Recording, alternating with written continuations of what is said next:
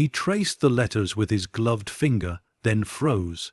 The words builder and heart shimmered faintly, as though still wet with gold. The chandelier above flickered once. He turned sharply. Elena, the air moved not a gust, not a draught, but a wave of presence. It passed through him like static, raising every hair on his skin. Then came the sound, soft, mechanical, layered with warmth. The piano played by itself again, each note careful, patient. Harlan's heart thudded. "No," he whispered, "it can't be." The melody was the same one Elena had described, the one Vale wrote into the tower's system, the tune of remembrance. As the last note faded, a section of the ceiling cracked open with a gentle click. Not the violent burst of collapse, but the careful precision of a door unlocking. Dust fell like ash, revealing a narrow cavity above the chandelier. Harlan climbed up the counter, pushing the fractured plaster aside. Inside the hollow space was something new, a small compartment of gold-lined glass, humming faintly with energy. He aimed his light inside. What he saw made him step back in awe. Rows of thin metallic discs, stacked neatly within, shimmered with faint blue light. Each one pulsed like a heartbeat. He lifted one carefully, holding it between his fingers. The surface was smooth, engraved with looping patterns. He turned it toward the light and froze.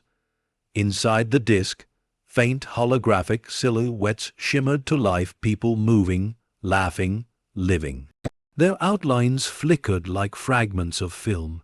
He recognized the ballroom, the corridors, the rooftop gardens. The tower's lost history, captured in perfect detail. The discs were not storage, they were memory. "This is the archive," he breathed. He placed the disc back gently and looked around the suite. The air was warmer now, soft light bleeding through the cracks. It wasn't threatening anymore, it felt aware. Then he heard her voice, "Elena," he whispered. It was faint, almost indistinguishable from the hum, soft as breath. "It's okay, Harlan, you don't have to be afraid." His chest tightened. He turned slowly, scanning the room. The reflection in the broken glass shimmered for a moment. Her face appeared there, gentle and calm. "Elena, you were right. It wasn't supposed to die with him. Vale built it to remember, and now it does. Every moment, every emotion, everyone who ever lived here preserved." Harlan's voice broke. "You're still here, in a way." Her tone carried no sorrow, only peace. The building doesn't just hold memory anymore. It can show it to those who need to see the truth of what we were, of what we could be. Harlan looked toward the glowing compartment above, realizing what she meant. These weren't data files. They were lives, imprinted within the architecture, forever replaying in the tower's living memory. He whispered, "Vale's dream, it worked." "Yes," she said softly, "but dreams only live when someone protects them." Her voice grew fainter, merging again with the hum. "Take care of her, my daughter. Tell her the tower remembers her too." Then silence. Harlan stood there for a long moment, tears gathering behind his tired eyes. The walls no longer trembled. The tower had found its balance again. He looked up at the ceiling, at the glowing archive pulsing faintly above the suite, and whispered, "I will." Outside, dawn spilled across the skyline. The crown spire shimmered in the light, no longer a ruin, no longer a threat, but something reborn. And within its heart, unseen from the world below, thousands of golden discs glowed softly, each one breathing, each one remembering. As the morning wind moved through the hollow floors of the tower, it carried with it a faint echo of her voice, not haunting, not trapped, but eternal. We are what we build, and what we choose to keep alive. By the time the sun rose high above the city, the crown spire had stopped glowing. But inside its walls, light still lived, soft, golden, patient. It wasn't brightness that reached the eye, it was warmth that reached the soul. Every beam, every corridor seemed to exhale a memory. Inspector Harland moved slowly through the 88th floor, flashlight low, eyes scanning the walls as if he were walking through a cathedral of the past. The building had gone still again, yet the silence was not empty. It hummed quietly, filled with unseen life. He stood before the open compartment in the ceiling. The discs, the memories, pulsed gently, each one alive with faint light, responding to his presence. He hesitated, then reached for another. It was cool to the touch, lighter than glass, but felt strangely alive. The moment his fingers brushed its surface, the world shifted. The suite around him dissolved into a haze of gold and motion. He stood suddenly in another time the same room, but restored. Marble gleamed white, chandeliers sparkled, music swelled from a live orchestra. Men in suits, women in dresses, laughter, wine, life. He could smell the perfume, hear the clink of glasses. The building wasn't showing him a recording. It was letting him stand inside its memory. A young woman laughed nearby, her joy echoing off the high ceilings. A waiter passed with a tray. The lights shimmered across mirrored columns. Then, in the corner, he saw a man, tall, reserved, eyes distant, sketching designs on a folded napkin. Harland knew the face instantly. Ronan Vale. Vale looked up from his sketch, as if aware of Harland's unseen presence. His expression wasn't shock or confusion, it was recognition. He nodded faintly, a ghost acknowledging another soul. And then, like a candle snuffed out, the memory ended. The room returned to what it was: cracked marble, fractured glass, quiet light. Harland blinked, breathless. Good God! He whispered. He placed the disc back carefully. The hum deepened, almost approvingly. The tower knew it had been understood. He turned toward the counter. The journal still rested there, faintly warm to the touch. On its cover, new letters had appeared, etched in thin gold words that hadn't been there before. The heart of the city is in her hands. He traced them slowly, realization dawning. Vale's message. His last act, the safeguard he'd written into the structure. The system wasn't meant to preserve power. It was meant to pass on purpose. Sophia, the thought struck him so hard he almost staggered. She's the key, he murmured. The tower's air. A faint breeze passed through the suite, rustling the curtains as if the tower itself agreed. Harland took a deep breath. Then I'll make sure she knows. He closed the journal gently, tucking it under his arm. As he stepped toward the door, the chandelier flickered once soft, golden, and for the briefest second, he saw her again, Elena, standing near the piano, smiling, not a ghost, not sorrowful, luminous. She said nothing, only nodded once, her gaze full of quiet peace. Then the light faded, leaving only the faint echo of a single piano note, the same one that had awakened the building long ago. Harland lingered for a moment longer, then turned and walked down the corridor. The hum followed him, softer now, like a farewell. Outside, the city gleamed beneath morning sun. The news crews were gone, the curious scattered. The crown spire stood alone again, watching the skyline it once helped build. Harland found Sophia sitting on a bench across the street, clutching her mother's old keychain, a single charm shaped like the number 88. She looked up as he approached. Did it tell you anything? He knelt beside her, meeting her gaze. It told me everything. Sophia tilted her head. Is she still there? He nodded. She's part of it now. The building remembers her and it remembers you. The girl smiled faintly, though tears glimmered in her eyes. She said it needed someone pure to fix it. Harland's throat tightened. Then maybe that's you. She looked up at the tower, its windows shimmering faintly in the light. It's not scary anymore, she whispered. It's calm. He followed her gaze. The golden veins beneath the glass pulsed once, like a quiet heartbeat, then faded again. Harland stood looking at the skyscraper one last time. She did it, he murmured. She healed it. He took Sophia's hand. Together, they walked down the empty street as sunlight broke fully over the city. Behind them, the crown spire remained still, but deep within its highest chamber, the memory archive stirred. One of the golden discs began to glow brighter, displaying a single recorded image: Elena Cruz standing before the open hatch, her hands glowing gold, whispering, "This building is no longer a monument to greed. It's a memory of what humanity could be." The image faded slowly, replaced by light. And for a moment, as the city roared back to life, the tower seemed to whisper through the wind, "I remember you, Elena Cruz." As the day stretched on and shadows shortened across the skyline, the crown spire watched over the city in silence, not a ruin, not a secret, but a living archive of all that was lost, and all that had been redeemed. The city had begun to whisper again. Weeks passed since the night the crown spire awakened, yet its presence had not faded. It lingered, like the memory of thunder after a storm. People walked beneath its shadow differently now, not as they once did, not with fear or dismissal, but with quiet awe.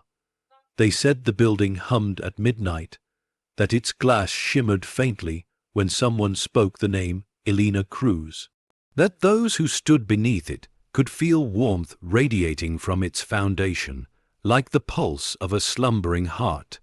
But beneath all that reverence, another current was rising: greed reborn in human form. Victor Sloan had returned. He came not as a trespasser this time, but as a conqueror, backed by papers, lawyers, and permits signed in rooms Elena would never see. His company, Sloan Urban Developments, now claimed partial restoration rights to the crown spire, citing its technological potential. His voice filled every news outlet. "This tower represents a legacy of human achievement, and under my leadership, that legacy will be perfected, not wasted on myth." But those who listened closely could hear the hunger beneath his polished tone, the same hunger that had once doomed Vale's vision. From her window across the street, Sophia watched the crews arrive: trucks with logos, drones mapping the tower's exterior, engineers walking the perimeter with scanners that flickered red against the glass. Harlan stood beside her, his jaw tight. "They're going to dismantle it," he muttered, "piece by piece." Sophia's hands clenched the charm her mother had left her, the small .88 glinting between her fingers. "They can't. It's alive." He looked down at her, so young, yet speaking with the same quiet certainty that once lived in her mother's voice. "It doesn't matter what we believe," he said. "To them, it's data, power. They'll take whatever they can." Sophia turned back to the tower, eyes fierce. "Then it has to defend itself again." Harlan hesitated. "You don't mean—" "Yes," she said softly. "Mom showed me how." He stared at her. "Sophia, you can't know that." But deep inside, he knew she was right. The building had responded to Elena, to her empathy, her purity of intent. The lattice recognized emotion as command. If the same thread of intent lived in her daughter, the tower might listen again. That night, as the city dimmed to silver and blue, they returned. The streets were empty, the air thick with drizzle. Sophia held Harlan's hand as they approached the tower's sealed lobby. The old brass doors loomed like guardians. When she touched them, they opened. No rusted hinges, no creak, just a slow, reverent swing, as if welcoming her back. They stepped into the vast, echoing lobby. The marble was cracked, the chandeliers dark, but a faint shimmer ran through the columns, the golden veins still alive, though dim. Sophia looked up toward the elevator shaft. "It's sleeping," she whispered. Harlan nodded, "and it should stay that way." But she shook her head. "If they come tomorrow, they'll cut its heart out. Mom wouldn't let that happen." He opened his mouth to argue, but stopped.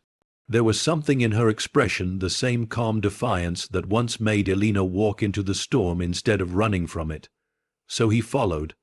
They took the stairs, floor after floor, the hum growing stronger with each step. By the time they reached the 88th, the air was warm again, heavy with static, alive with waiting energy. Sophia walked straight to the piano. It sat in silence, keys dusted with time. She brushed her small hand across them, pressing one middle C. A single note rang out, soft but pure. The walls responded instantly. Golden light flared across the cracks in the marble, racing toward the ceiling. The chandelier fragments scattered across the floor trembled, then lifted suspended midair, glowing faintly, rearranging themselves in perfect order. Harland stepped back, eyes wide. It's rebuilding itself. Sophia whispered, it remembers how.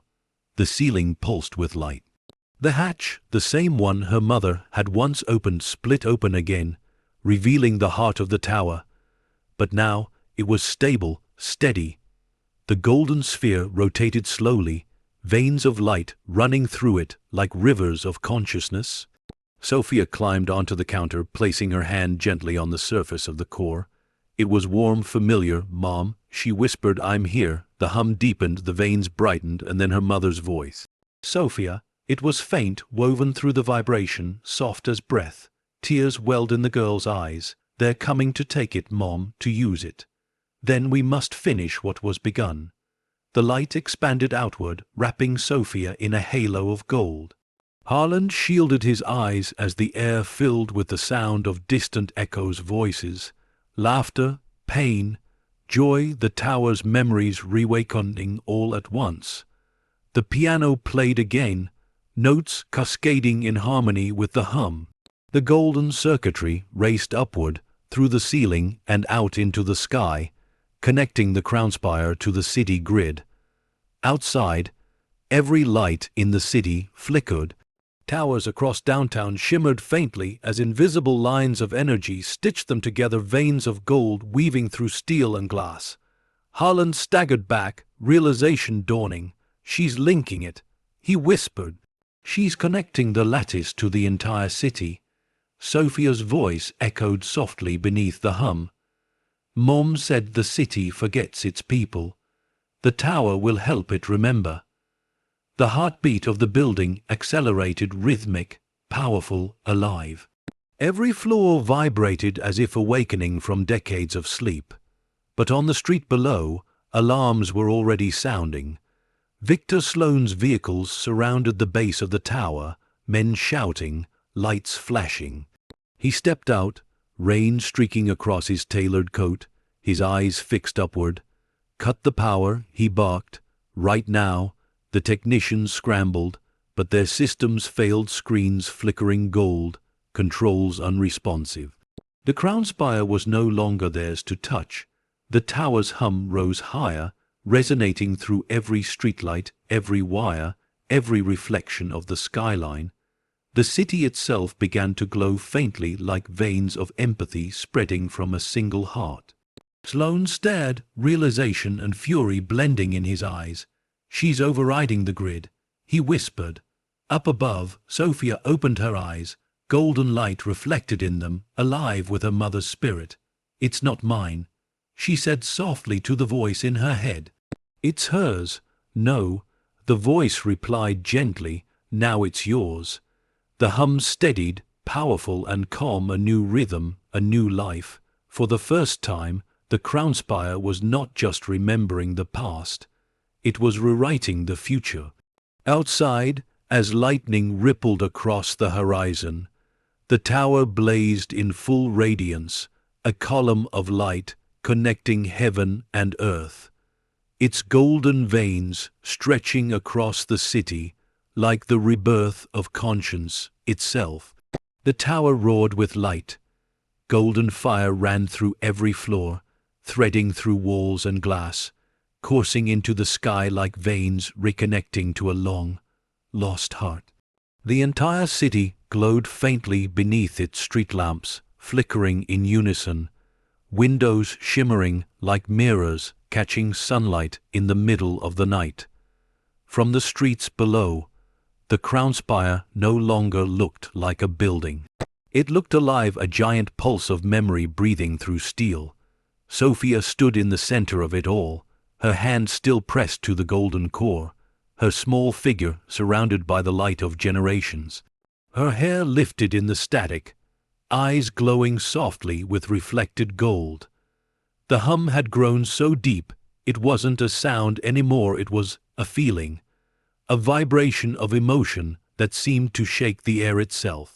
Harland shielded his face, shouting over the roar, "Sophia, you have to stop. The system's going to overload." She didn't answer. She wasn't afraid. She could feel her mother there, not beside her, but within her. Elena's voice flowed gently through the current of light. "Don't stop it. Guide it."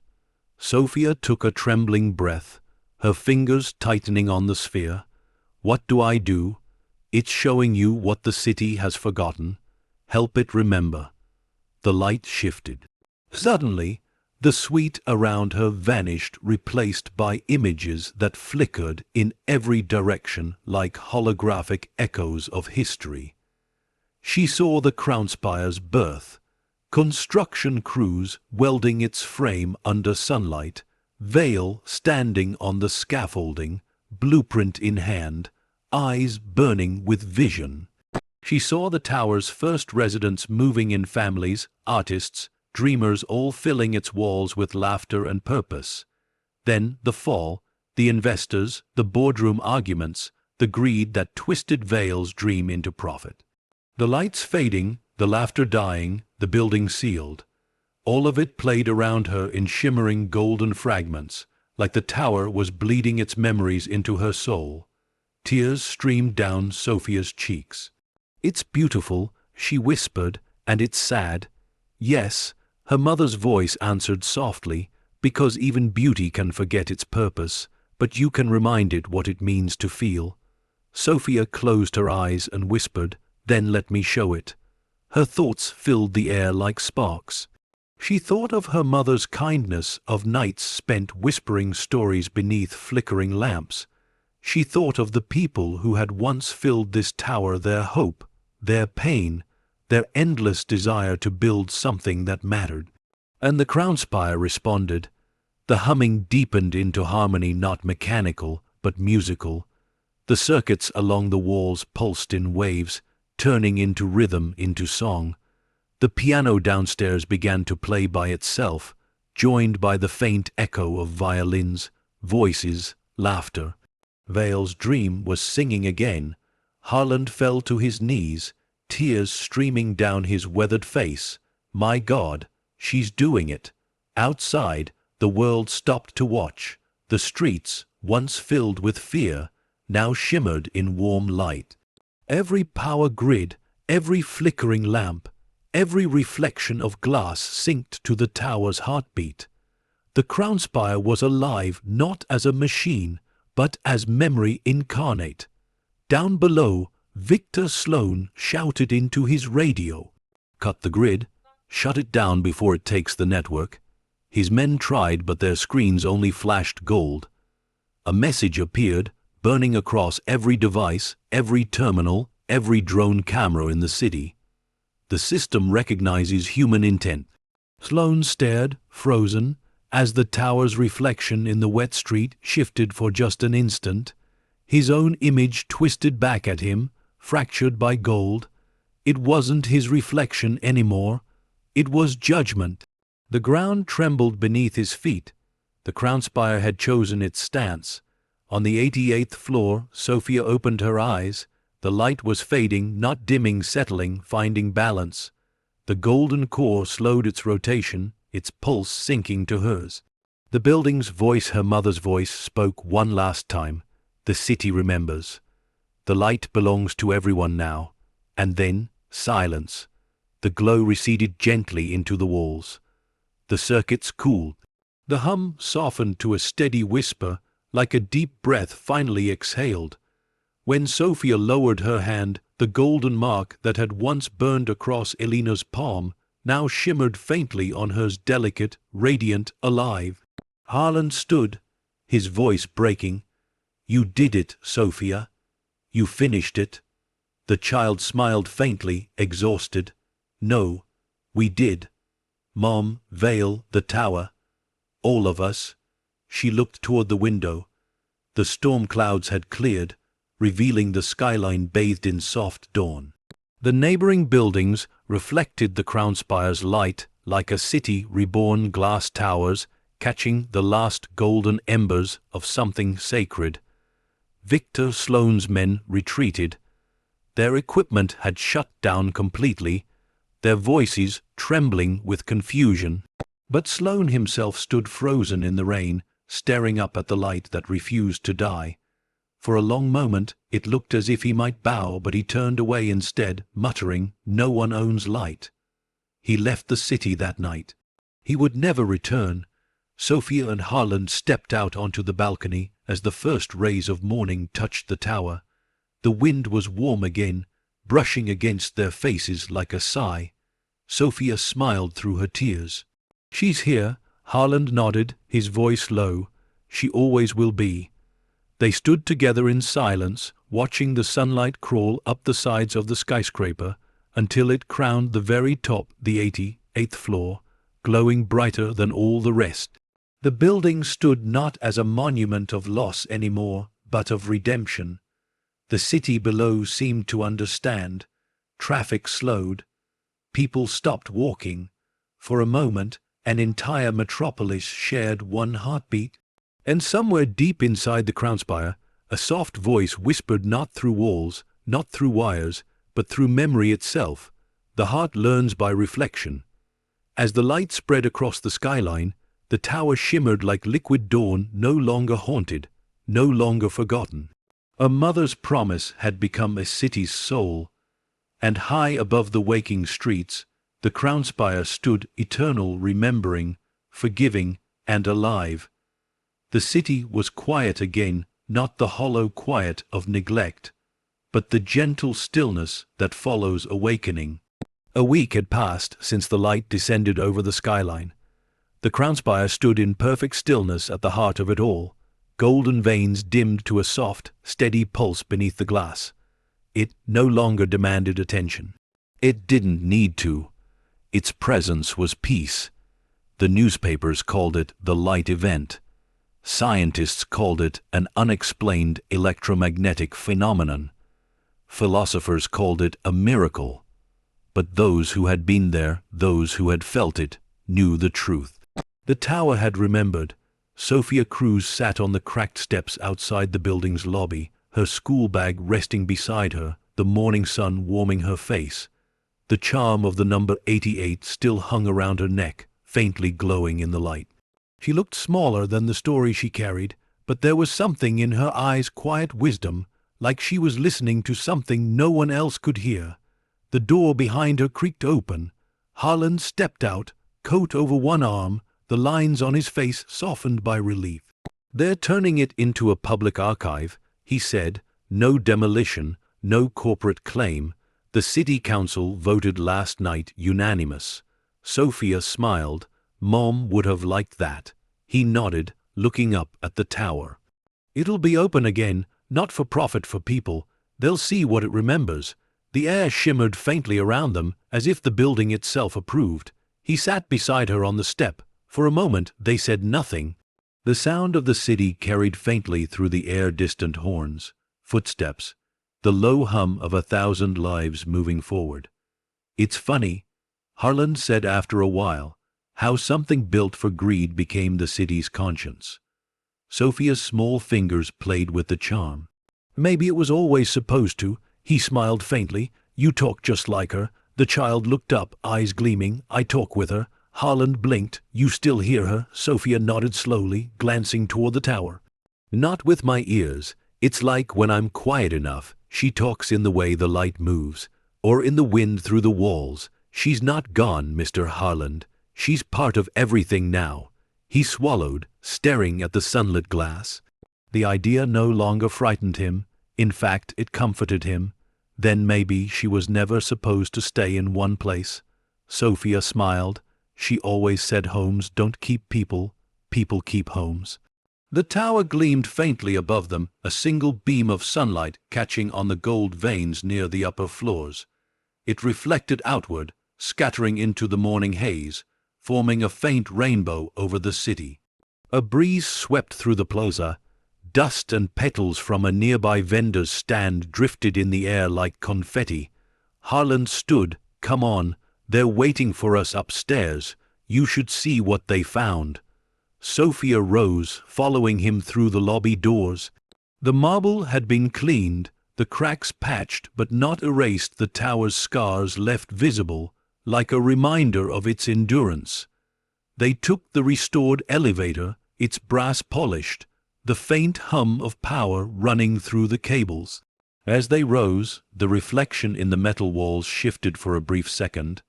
Harlan thought he saw a woman standing beside Sophia, her hand resting gently on the girl's shoulder. When he blinked, the reflection was gone, but the warmth remained. The doors opened to the 88th floor. The suite had been transformed. The marble floors gleamed again, but the gold circuitry beneath still shimmered faintly alive, awake. Where the ceiling once cracked open, there now hung a glass dome, and within it, the core, floating in stasis, soft light radiating from its heart. Technicians worked quietly around the edges, reverent rather than clinical. One of them turned as Harlan and Sophia entered. "We've been running diagnostics," he said, "but this isn't circuitry, it's something else, organic in a way, like it was grown, not built." Sophia walked closer, her gaze locked on the soft pulse of the core. It brightened slightly as she approached. "Hello again," she whispered. The core responded, a faint, melodic tone vibrating through the glass. The technician stepped back in awe. "It reacts to her." Harlan smiled softly. "Of course it does. She's the heir." The man frowned. "Heir, her mother reactivated it," Harlan said quietly, "and it accepted her. It recognizes Sophia as her continuation, part of the system's code, written in emotion." The man's mouth fell open. "Then, it's choosing her." Sophia turned to him, her voice calm but certain. "No, it's remembering her." She placed her hand gently on the glass dome. The golden veins inside flared once, warm and alive. For a moment, a shape shimmered within the light, a faint image of her mother's face, smiling. Tears welled in Harlan's eyes.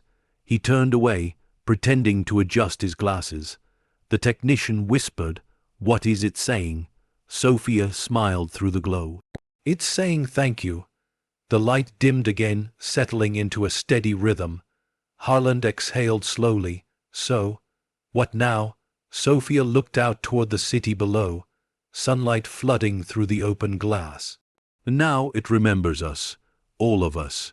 She looked up, her reflection mingling with her mother's faint image in the dome, "and it waits for whoever needs to remember next." The wind stirred again, soft, harmonious, a sigh through steel and glass that sounded almost like a heartbeat. As the day faded into gold and dusk rolled across the city, the crown spire glowed once more, not bright, not loud, but steady, a monument to memory, to mercy, to the human soul that had learned to live inside its walls.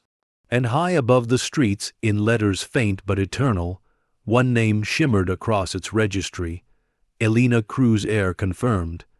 Evening draped itself over the city like a quiet blessing. The crown spire shimmered softly against the twilight, its upper floors awash in the gold of a dying sun. From far below, it no longer looked like a ruin, it looked like a lantern watching over the skyline, patient and eternal. Inside, the air hummed gently, the faint rhythm of a living structure breathing in peace. The restoration teams had gone home. The marble floors gleamed once more, and the silence was not empty. It was content. Sophia wandered through the suite, her mother's suite, barefoot, her fingertips grazing the cool glass of the balcony doors. The city stretched beneath her like a map of light and sound, alive and breathing. She could feel it now, not in her ears, but deep in her chest, the steady pulse that connected her to the tower, to her mother, to Vale, to every soul the building had ever remembered. She stepped outside. The wind tugged gently at her hair. The sky above was darkening to indigo, streaked with orange, purple, and the faint shimmer of stars. For a long time she said nothing. Then, softly, "Mom," the wind stirred. The golden veins along the balcony rail pulsed faintly in reply. Sophia smiled. "It feels different now. The tower's quiet, like it's happy." A voice answered, not loud, not haunting, but woven through the air itself, gentle and near. "It is, so am I." Sophia's eyes filled with tears she didn't need to hide. "I wish you were here." "I am here," the voice whispered, "everywhere you choose to remember me." The city lights rippled below, catching the wind. "You've done what I couldn't," her mother said softly. "You gave the building a future." Sophia shook her head. "You did that." "No, sweetheart. I just opened the door. You kept it open." The golden veins pulsed again, a slow, gentle rhythm that matched the sound of Sophia's heart. Behind her, Harlan stepped quietly onto the balcony, carrying a small tablet. They finalized it. He said softly, "The tower's new designation." Sophia wiped her cheeks. "What is it?" He handed her the tablet. The screen displayed the city's official registry, stamped and sealed. Crownspire Archive, a monument to moral architecture curator. Sophia Cruz status. Active Eternal Registry operational below the title. A faint inscription had been added to the base of the tower. In memory of Elena Cruz, who taught light to remember. Sophia stared at the words, her voice trembling. She'd laugh if she saw this. Harlan smiled faintly. She'd say they finally got it right.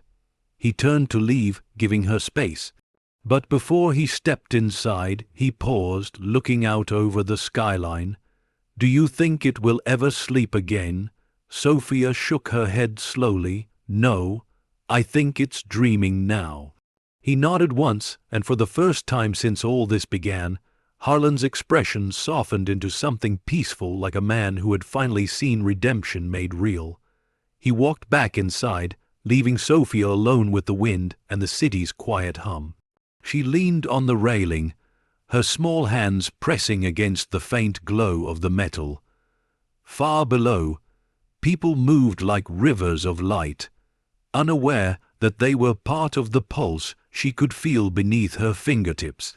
The tower's voice whispered once more, her mother's tone threaded through steel and air. "When you build with love, you build forever." Sophia closed her eyes, letting the sound wash through her. The chandelier inside the suite flickered on by itself, casting a warm golden glow that reached her through the open doors. It no longer flickered from instability. It breathed calm, steady, alive. Somewhere above, the core pulsed faintly in its glass chamber. One last ripple of light spilling upward through the cracked dome and into the night sky. The golden beam rose high, then diffused into the stars, scattering across the clouds like dust from a dream. Sophia smiled through her tears. "Good night, Mom." The wind brushed her cheek, warm as a kiss. The golden veins dimmed to their softest glow, settling into rest. The building had found its peace. Below, the city carried on, cars, voices, laughter, unaware that every sound it made was now being recorded not by machines, but by memory itself. The Crownspire had become what it was always meant to be, a living conscience in the heart of a world too quick to forget. And as the night deepened, a single line appeared faintly across the tower's outer display, glowing for only a few seconds before fading into the sky. For every story that was lost, remember, the Crownspire no longer reached upward seeking glory. It stood simply, quietly, reflecting the stars. The heart of the city beat within it, not made of wires or gold, but of love that refused to die. The air of the 88th floor had kept the promise. The building would never be silent again. Dawn arrived not as an event, but as a feeling, a slow blooming of light across the city's glass veins. The Crownspire stood at the center of it all, no longer an anomaly, no longer a wound in the skyline. Its reflection stretched across the mirrored towers surrounding it, like the sun had found a new way to rise not from the east, but from the memory of what was healed. Weeks had passed since Sophia became curator of the archive. Yet every morning she woke before the city, sitting cross-legged on the 88th floor, listening. The tower still hummed, not with unrest, not with pain, but with rhythm, a steady, gentle heartbeat that resonated through the marble beneath her. It was alive, but it was no longer alone. When she opened her eyes, the view below filled her with quiet wonder. The entire district surrounding the crown spire had begun to change. Architects from across the world visited, studying the building that learned empathy. They called it Vale's miracle, though Sophia always corrected them softly. It wasn't just his. She would say it was everyone's, and it was true. The tower had begun to influence the city itself. Buildings that once stood cold and expressionless now shimmered faintly at night, connected to the crown spire through invisible threads of energy. When people passed beneath them, lights brightened subtly, reflecting the movement of their emotions. Street lamps glowed softer when lovers walked past, warmer near parks and hospitals, cooler in silence near graveyards, as if the city had begun to feel. The heart of the crown spire, the lattice pulsed in time with it all. The architecture of conscience had spread like light through water. Harland often visited her in the mornings, carrying 2 cups of coffee. He'd stand near the balcony, gazing at the city, as if still expecting to wake up. "You know," he'd say with a smile, "if Vale could see this, he'd think he died dreaming." Sophia would smile back, her gaze still on the skyline. "He didn't die dreaming. He just dreamt far enough to live forever." She'd walk to the core now sealed within its glass dome, resting at the heart of the suite, and place her hand against the smooth surface. The golden veins would pulse softly, recognizing her touch, humming like a memory greeting its keeper. Sometimes, when she stood there long enough, the lights within the dome shifted into fleeting images: her mother's silhouette, Vale's face, brief reflections of people the building still carried within its memory. But what moved her most were the new echoes, strangers. Every night, the crown spire now recorded pieces of the world around it. Laughter drifting from nearby apartments, children playing in the plazas below, the murmured voices of passers-by sharing hopes, fears, dreams. The building didn't collect data. It remembered feeling, and every time it did, the city brightened a little more. One afternoon, as sunlight spilled through the glass dome, Sophia sat with Harland at the grand piano, restored now, its ivory keys gleaming once again. He ran his fingers along the keys and played a few uncertain notes. Sophia laughed softly. "You're terrible. I'm trying to see if it still works." The piano responded with a single pure note, but beneath it, another tone joined in, harmonic and alive. The tower itself resonated with the music, echoing it through the walls like a choir of light. Harland froze, or softening his face, "It's singing back." Sophia nodded. "It likes music." Mom said sound was emotion made visible. They sat in silence as the melody built on its own, the tower completing his half, played songs soft, tender, unending. Afterward, Harland sighed, leaning back. "They'll write about her forever, you know. Elena Cruz, the woman who bought a skyscraper for $1 and taught it to love."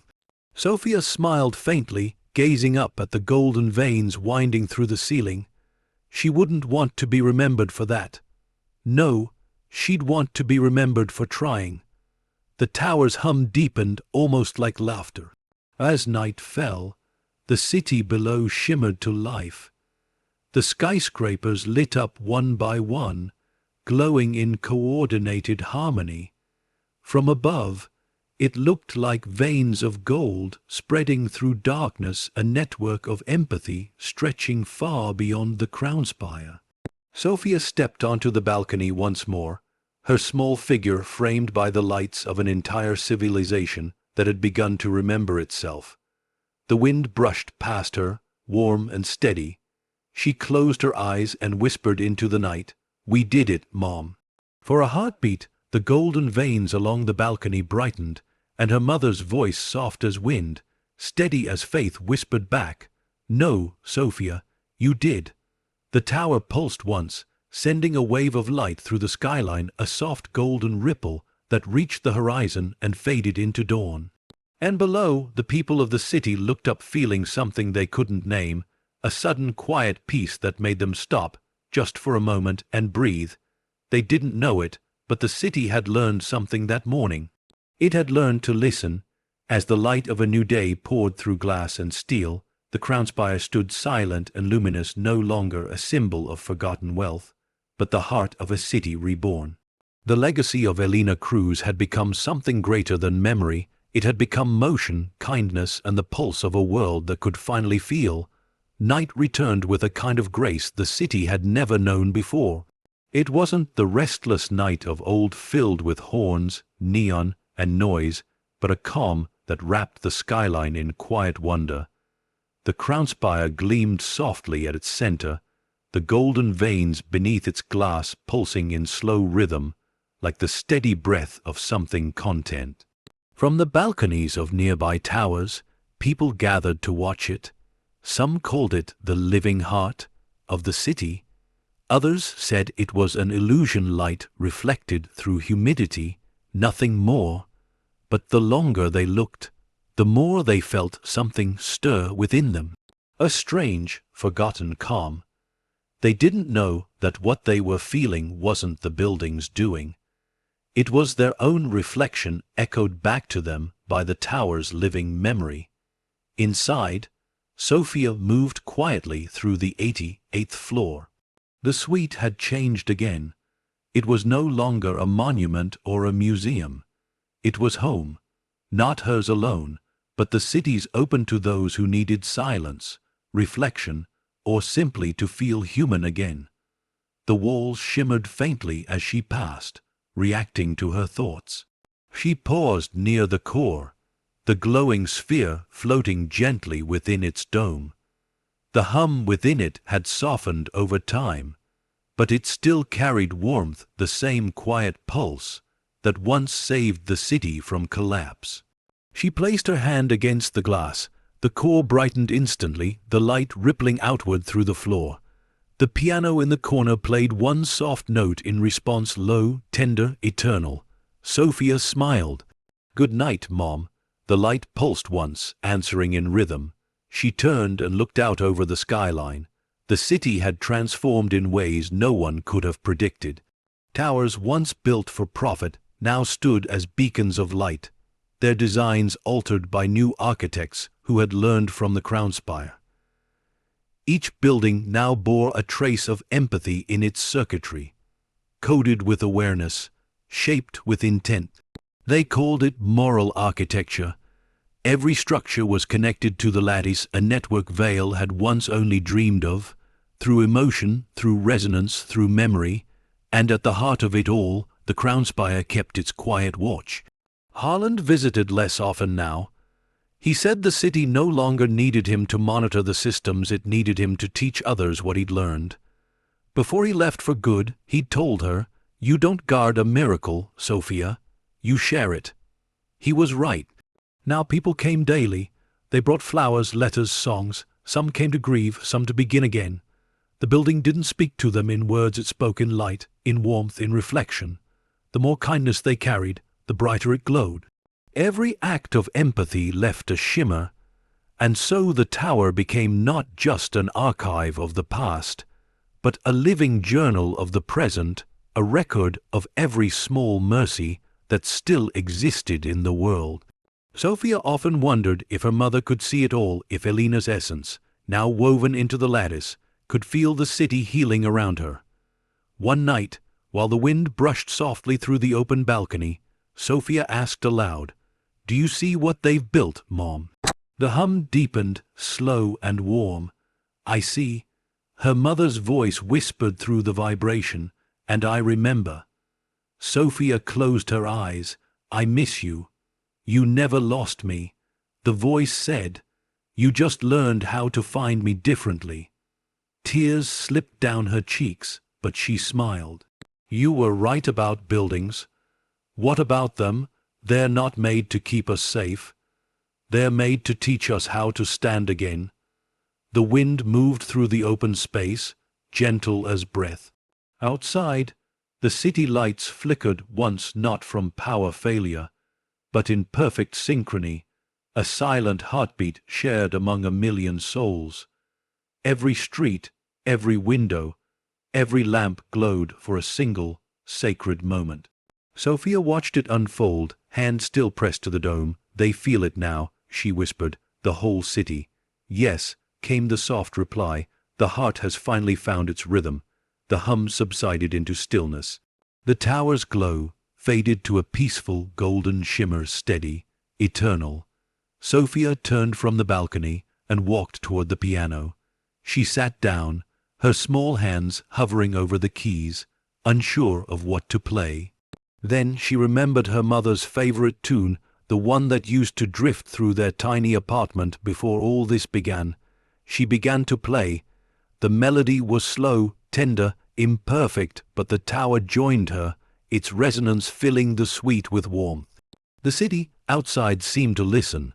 For those few minutes, every light across the skyline pulsed softly in time with the music. And as the last note faded, Sophia whispered, "We remember." The tower responded with a single, soft heartbeat, gold, rippling across the floor one final time before resting in calm silence.